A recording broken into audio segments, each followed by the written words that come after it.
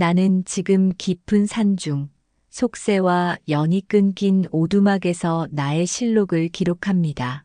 사람들은 저를 신하라고 불렀습니다. 송원실업의 전무이사 김상철.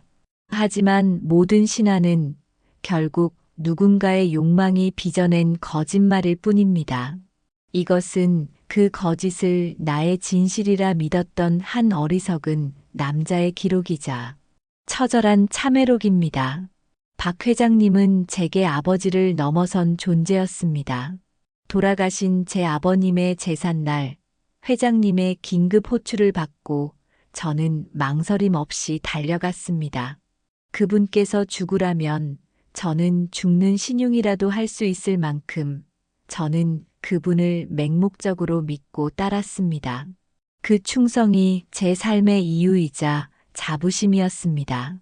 27, 송원실업에 신입사원으로 입사했을 때 제 손에 쥔 것이라곤 달아빠진 구두와 도끼뿐이었습니다. 저는 미친 듯이 일했습니다. 동기들이 퇴근할 때 저는 밤을 새웠고 그들이 주말을 즐길 때 저는 보고서를 썼습니다. 제가 밤을 새워 만든 기획안은 송원실업의 역사가 되었습니다. 입사 4년 차, 이제 막 대리 직급을 달았을 때였습니다. 회장님께서 저를 눈여겨보기 시작하셨죠. 어느 날 회장님은 최고급 일식집으로 저를 부르시더니 당시 회사 모든 남자들의 선망의 대상이었던 기획실 에이스 이수연 과장을 조용히 합석시켰습니다. 그리고는 제 어깨를 두드리며 말씀하셨습니다. 김대리, 자네처럼 앞만 보고 달리는 기관차에는 저렇게 현명하고 부드러운 제동장치가 필요해. 내가 보니 이 과장이 자네의 평생 배필이야. 회장님께서 직접 맺어주신 하늘 같은 인연. 30살의 젊은 사원이었던 제게는 세상을 다 가진 것 같은 영광이었습니다. 그 결혼은 저를 동기들 사이에서 독보적인 존재로 만들어준 날개였고 제 인생을 화려한 고속도로 위로 올려놓은 티켓이었습니다. 그 후로 제 인생은 말 그대로 빛이 났습니다. 결혼과 함께 회장님은 저를 전폭적으로 밀어주셨고 저는 그분의 손과 발이 되어 미친 듯이 뛰었습니다. 과장, 부장, 그리고 마침내 창사 1회 최연소 전무의 자리에 올랐습니다. 남들이 몇 년씩 걸려오르는 길을 저는 몇 달 만에 주파했습니다. 한강이 내려다 보이는 가장 큰 임원실과 번호판 좋은 검은색 세단, 고개 숙여 인사하는 직원들. 저는 그 모든 것이 제 능력과 회장님의 총애 덕분이라 믿었습니다. 아내는 그런 저를 완벽하게 내조했습니다. 제가 어떤 중요한 자리에 나가든 제 옷차림은 한치의 흐트러짐도 없었고 집안은 늘 호텔처럼 정갈했습니다. 덕분에 제 여권에는 쉴 틈 없이 비자와 출입국 도장이 찍혔고 아내는 단 한 번도 불평하지 않았습니다. 저는 그런 아내의 이해와 헌신이 고맙고 또 고마웠습니다. 하나뿐인 딸 소희가 태어났을 때 회장님은 마치 자신의 첫 손주를 본 것처럼 기뻐하셨습니다. 아이의 작은 재롱 하나에도 한박 웃음을 지으셨고 우리 소희는 나중에 하버드에 보내야 한다며 아이의 이름으로 교육 신탁 통장을 만들어 주셨죠. 아내는 회장님께서 저보다 소희를 더 예뻐하시는 것 같아요라며 웃곤 했습니다. 저는 그 모든 것이 저를 친아들처럼 여기는 회장님의 깊은 정이라 바보처럼 믿었습니다. 지난 겨울 저의 신이었던 박 회장님이 돌아가셨습니다. 그분의 숨이 멎는 순간까지 병원 복도에서 쪽잠을 자며 병상을 지켰습니다. 회장님은 제 손을 잡고 김전무, 자네만 믿네 라는 마지막 말을 남기셨습니다. 장례를 치르고 마침내 변호사 앞에서 첫 번째 유언장이 공개되었습니다. 하지만 내용은 실망스러웠습니다. 회사에 대한 언급은 전혀 없는 형식적인 내용뿐. 임원들이 웅성거릴 때 변호사가 입을 열었습니다.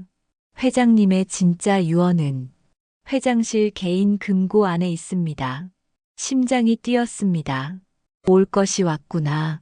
내 20년의 충성이 마침내 송원실업의 역사로 기록되는 순간이. 변호사는 제게 작은 열쇠 하나를 건네며 말했습니다.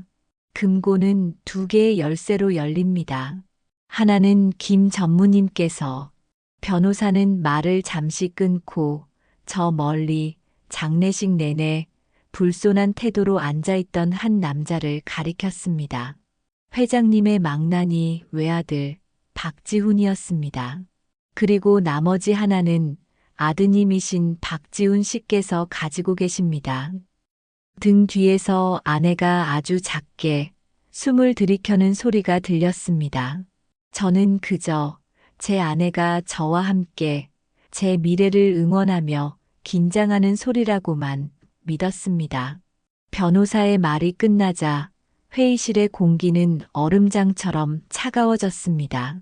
모든 시선이 저와 회장님의 망나니 외아들 박지훈에게로 향했습니다. 제 20년의 충성과 저 핏덩이의 혈연이 맞부딪히는 순간이었습니다.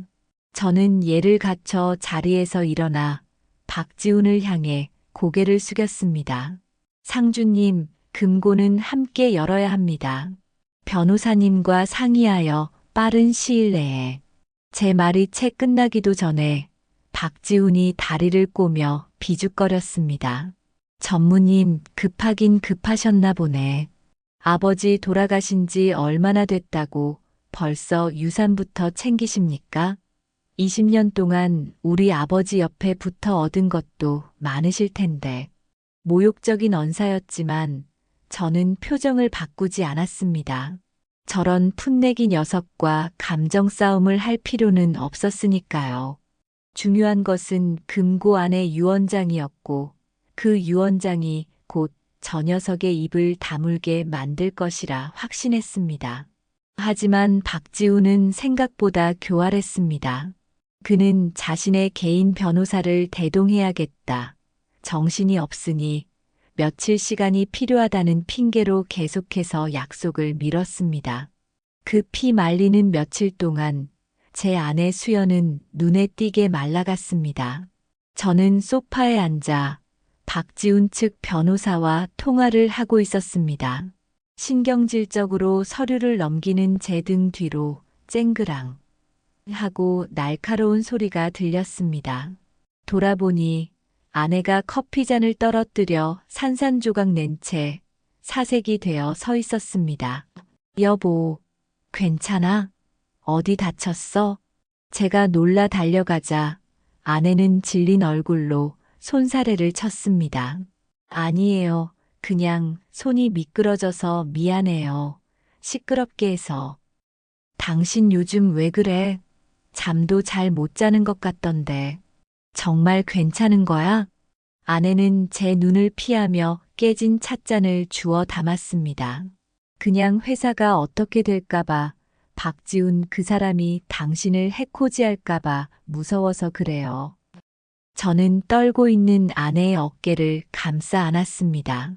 걱정 마. 저 녀석이 회사를 통째로 삼킬까봐 걱정되는 당신 마음, 내가 다 알아. 하지만 나 그렇게 쉽게 당하는 사람 아니야. 내가 다 지킬 거야. 당신도 소희도 그리고 이 회사도. 아내는 제 품에 안겨 아주 작게 고개를 끄덕였습니다. 그때 아내의 떨림이 공포가 아닌 죄책감의 발로였다는 것을 저는 꿈에도 몰랐습니다. 며칠 뒤 마침내 박지훈과 그의 변호사 그리고 저와 아내가 회장실에 다시 모였습니다. 육중한 금고 앞에서 박지훈은 여전히 거만했습니다. 열쇠를 돌리기 직전 그가 저와 아내를 번갈아 쳐다보며 뱀처럼 미끄러운 미소를 지었습니다. 두 분 참 보기 좋습니다. 전무님은 평생 우리 아버지를 그림자처럼 따르셨고, 아주머니는, 아주머니도 저희 아버지를 참 잘 따르셨죠. 그는 아주머니라는 단어에 기묘한 악센트를 주었습니다. 그리고는 거실에 걸린 가족 사진을 봤다는 듯 말을 이었습니다. 소희도 아주머니를 쏙 빼닮았던데 전무님 닮은 구석은 글쎄 잘 모르겠고. 순간 제 속에서 무언가 끌어올랐습니다. 아비의 죽음 앞에서도 상속에만 눈이 먼 천박한 놈의 시기 어린 막말. 저는 차갑게 응수했습니다. 상주님, 고인에 대한 예의부터 배우셔야겠습니다. 금고나 여시죠. 제 말에 아내의 어깨가 움찔하는 것을 느꼈지만 저는 그저 아들이 아버지를 모욕하는 것에 분노하는 것이라 여겼습니다. 박지우는 제 반응이 재미있다는 듯 어깨를 으쓱하며 자신의 열쇠를 꺼내 들었습니다. 저 역시 회장님께서 제게 남긴 마지막 신임의 증표를 꺼내 들었습니다. 2개의 열쇠가 차례로 열쇠 구멍에 꽂혔습니다. 철컥, 둔탁한 소리와 함께 20년간 굳게 닫혀있던 금고의 잠금 장치가 풀렸습니다. 저는 속으로 코웃음을 쳤습니다. 어디 한번 실컷 떠들어봐라, 풋내기 녀석. 잠시 후 이 금고 안의 유언장이 누가 이 회사의 진짜 주인인지를 증명해 줄 테니 육중한 금고문이 아주 천천히 우리 앞으로 열리기 시작했습니다. 그 안에는 낡은 서류 뭉치와 두꺼운 황금색 봉투 하나가 전부였습니다. 변호사가 조심스럽게 봉투를 꺼내 들자 회의실의 공기는 쇳가루라도 섞인 듯 무겁게 가라앉았습니다. 저는 이미 머릿속으로 회사의 새로운 비전을 그리고 있었습니다. 박지훈 저 녀석의 지분은 적당한 값에 인수하고 저를 믿고 따랐던 임원들을 중용하여 새로운 시대를 열리라. 아내와 소희에게 당신들의 남편이자 아버지가 얼마나 위대한 사람이었는지를 증명해 보이리라. 변호사가 헛기침을 한 뒤 안경을 고쳤으며 유언장을 낭독하기 시작했습니다. 본인 송원실업의 회장 박진태는 온전한 정신 상태에서 다음과 같이 유언을 남긴다. 법률 용어들이 귀에 들어오지 않았습니다. 저는 오직 한 문장, 제 이름 석자가 호명될 그 순간만을 기다리고 있었습니다. 제 20년의 세월이 마침내 역사가 되는 순간을. 변호사의 목소리가 잠시 멈췄습니다. 그리고 가장 중요한 대목을 읽어 내려갔습니다. 본인이 소유한 송원실업의 지분 51%와 관련한 모든 권리, 그리고 다음 목록의 부동산과 현금 자산 일체를 다음의 1인에게 상속한다. 제 심장이 발끝으로 떨어지는 것 같았습니다. 숨을 멈췄습니다. 상속인. 마침내 변호사의 입에서 나온 이름은 이수연. 순간 세상의 모든 소리가 사라졌습니다. 제 귀에는 오직 제 심장이 미친 듯이 울리는 소리만 들렸습니다. 잘못 들었다. 그래, 잘못 들었을 것이다. 이수연, 대한민국의 흔한 이름이지. 동명이인일 것이다. 아니면, 그래, 회장님께서 저 망나니 아들로부터 회사를 지키기 위해 내 아내의 이름을 잠시 빌리신 것뿐이다. 결국 이 모든 것은 내게 맡기신다는 그분만의 깊은 뜻일 것이다. 저는 필사적으로 무너지는 이성의 조각을 그려 모았습니다. 그리고 천천히 고개를 들었습니다. 가장 먼저 눈에 들어온 것은 박지훈의 얼굴이었습니다. 그는 분노하고 있지도 실망하고 있지도 않았습니다. 그는 웃고 있었습니다. 경멸과 조소가 가득 담긴 미소로 저를 똑바로 쳐다보며 아주 작게 고개를 끄덕였습니다. 마치 거봐, 내가 뭘 했어라고 말하는 것 같았습니다. 심장이 철렁했습니다. 저는 황급히 아내에게로 시선을 돌렸습니다. 아내는 저를 보고 있지 않았습니다.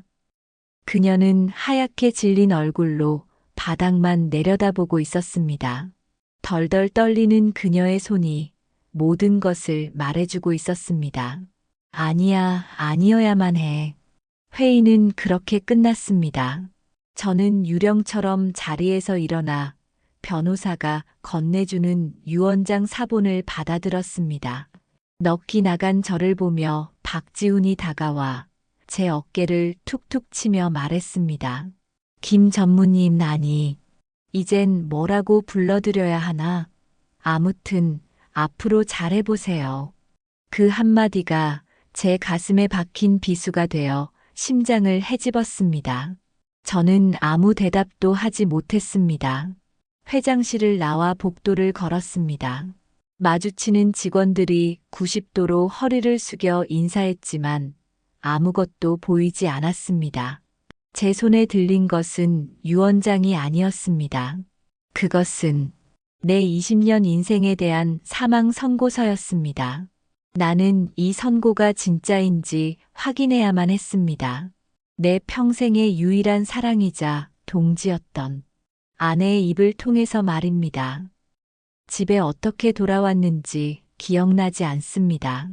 제 손에 들린 유언장 사본이 마치 제 인생의 부고장처럼 느껴졌습니다. 조금 전보다 여유를 찾은 아내는 소파에 앉아 와인을 마셨습니다. 그리고 기다렸다는 듯이 그녀의 얼굴에는 불안이나 죄책감 따위는 없었습니다. 오히려 제가 한 번도 본 적 없는 모든 것을 가졌다는 듯한 오만함과 상대를 아래로 내려다보는 듯한 냉소적인 미소가 걸려있을 뿐이었습니다. 저는 떨리는 손으로 유언장을 내밀었습니다. 이게 대체 무슨 소리야? 설명해봐. 당신 이름이 왜? 아내는 와인 잔을 천천히 내려놓고 저를 바라보았습니다. 그 눈빛은 더 이상 제가 알던 아내의 것이 아니었습니다. 설명할 게 뭐가 있어요? 적힌 그대로예요. 뭘 새삼스럽게 놀라세요. 회장님은 당신을 늘 딸처럼 아꼈지. 당신은 내게 아내였고 난. 아내가 제 말을 끊고 자리에서 일어났습니다. 그녀는 이제 저를 조롱하는 것조차 즐기는 듯 했습니다. 당신 해외 출장 참 많아서 힘들었죠? 그럴 때마다 회장님께서 절 특별히 챙겨주시더군요. 아내는 와인 잔을 흔들며 제 눈을 똑바로 쳐다보았습니다. 남편이 저렇게 나라를 위해, 회사를 위해 고생하는데 부인이라도 편안해야지 하시면서요. 참 자상하신 분이었어요. 당신에게나, 그리고 나에게나. 그녀의 마지막 말, 나에게나라는 그 한마디에 제 머릿속에서 수백 개의 출장지와 수백 개의 외로운 밤과 그리고 회장님의 그 자상함이 하나로 합쳐지며 끔찍한 그림을 그렸습니다. 저는 간신히 마지막 남은 이성의 끈을 붙잡고 물었습니다. 내 성공, 내 승진, 그 모든 게 그럼. 아내는 제 턱 끝에 멈춰서서 제 눈을 똑바로 보며 미소 지었습니다. 그 미소는 제가 평생 봐온 그 어떤 표정보다도 잔인했습니다. 당신은 그 자리에 있을 자격 충분했어요. 누구보다 훌륭한 보호자였으니까. 나는 그 자리에 주저앉았습니다. 와르르, 내 안의 모든 것이 무너져 내렸습니다. 반항할 힘도 거칠게 저항할 의지조차 남아있지 않았습니다. 20년의 세월이 제 모든 자부심과 신념이 한낱 거짓과 조롱거리였다는 진실 앞에서 저는 아무것도 할 수 없었습니다. 나는 나를 용서할 수가 없었습니다. 아내를, 회장님을 원망하기 이전에 이 모든 것을 조금도 눈치채지 못한 내 자신의 어리석음이 나를 가장 비참하게 만들었습니다. 저는 바닥에 주저앉은 채 마지막 남은 희망을 붙잡고 아내를 올려다보았습니다. 목소리가 기어들어갔습니다. 우리 소희는 내 딸이 맞지? 아내는 잠시 저를 내려다보았습니다. 그녀의 얼굴에서 모든 미소가 사라지고 벌레를 보는 듯한 완전한 무관심만이 남았습니다. 그녀는 대답하지 않았습니다. 그저 몸을 돌려 안방으로 향하며 나지막이 말했습니다. 글쎄, 그게 이제 와서 당신한테 의미가 있나? 쾅! 방문이 닫히는 소리와 함께 제 세상도 끝났습니다. 거실에 놓인 전신 거울 속으로 넋이 나간 사내가 보였습니다. 성공한 전무이사도 한 가정의 가장도 아니었습니다. 텅 빈 눈으로 바닥을 기는 벌레만도 못한 초라한 사내. 나는 거울 속의 저 사내로부터 도망치고 싶었습니다. 이 집에서, 이 세상에서 그냥 흔적도 없이 사라지고 싶었습니다. 얼마나 지났을까? 닫힌 방문 너머로 아내의 인기척은 없었고 세상은 소리 없이 어두워지고 있었습니다. 저는 텅 빈 거실 바닥에 주저앉은 채 오랫동안 거울 속의 저를 바라보았습니다. 성공에 취해 번들거리던 얼굴, 부하 직원들을 향해 자신만만하게 웃던 그 남자는 어디에도 없었습니다. 거울 속에는 영혼이 빠져나간 껍데기, 벌레만도 못한 초라한 사내 하나가 있었을 뿐입니다. 그때였습니다. 벽에 걸린 가족 사진이 눈에 들어왔습니다. 소희의 10번째 생일, 딸아이는 회장님이 선물한 값비싼 원피스를 입고 환하게 웃고 있었고 그 옆에서 아내는 더없이 행복한 미소를 짓고 있었습니다. 그리고 그 옆에 나 역시 세상 가장 행복한 표정으로 웃고 있었습니다. 완벽한 거짓으로 만들어진 완벽한 행복의 순간. 그 사진을 보는 순간 제 머릿속에 마지막 이성의 끈이 툭 하고 끊어지는 소리가 들렸습니다. 슬픔도 분노도 허무함도 아니었습니다. 그 모든 감정을 넘어선 그저 모든 것을 끝내야 한다는 이 거짓된 세계를 내 손으로 지워버려야 한다는 미친 생각. 그래, 나는 그때 이미 제정신이 아니었습니다. 나는 홀린 듯 서재로 향했습니다. 20년간 나의 영광과 자부심이 깃든 그 공간은 이제 거대한 무덤처럼 느껴졌습니다. 서랍 가장 깊숙한 곳, 회장님께서 저를 신뢰한다며 맡기셨던 비밀 서류들. 그것은 제 충성의 증표가 아니라 제 목에 걸린 족쇄였습니다. 밤을 새워 저는 미친 사람처럼 자판을 두드렸습니다. 손가락이 부서져라, 눈이 퉁퉁 붓도록. 제 20년의 세월, 그들의 20년의 비밀. 그 모든 것을 하나의 파일에 구겨 넣었습니다. 파일의 이름은 박진태 회장님 공적서. 비틀린 웃음이 나왔습니다. 탈세, 비자금, 정관계 로비의 흔적들. 그 모든 은밀한 실록을 세상에 꺼내놓는 것은 제 자신을 포함한 모든 것을 파멸시키는 일이었습니다. 하지만 저는 멈출 수 없었습니다. 이성을 잃은 인간에게 남는 것은 오직 파괴의 본능뿐이었으니까요. 국세청, 검찰, 그리고 각 언론사. 수십 개의 주소로 익명의 메일을 보냈습니다. 마지막 전송 버튼을 누른 순간 제 안의 모든 것도 함께 전송되어 버린 듯 했습니다. 머릿속이 새하얗게 비워졌습니다. 나는 아무것도 아니게 되었습니다. 컴퓨터의 전원을 껐습니다. 암흑이 된 모니터 위로 넋이 나간 제 얼굴이 유령처럼 떠올랐습니다. 저는 그 얼굴을 마주할 용기가 없어 비틀거리며 서재를 나왔습니다. 그리고 제 방 옷장을 열어 가장 구석에 처박혀 있던 낡은 등산 가방 하나를 꺼냈습니다. 수십 벌의 명품 양복도, 성공의 증표였던 시계도 아무것도 담지 않았습니다. 서랍 속에서 먼지 쌓인 제 명의의 낡은 통장을 하나 찾아 품에 넣었을 뿐입니다. 가방을 싸는 내내 지난 20년의 세월이 주마등처럼 스쳐 지나갔습니다. 나는 평생 남의 인생을 살아왔습니다. 회장님의 성공을 위해, 아내의 편안함을 위해. 정작 나 자신 김상철이라는 남자가 무엇을 원하고 무엇을 욕망하는지는 단 한 번도 생각해 본 적이 없었습니다. 제대로 살아보지 못한 인생.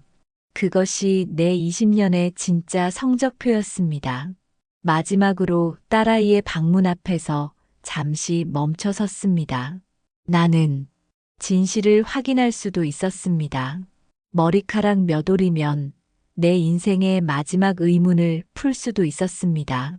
하지만 저는 그러지 않았습니다.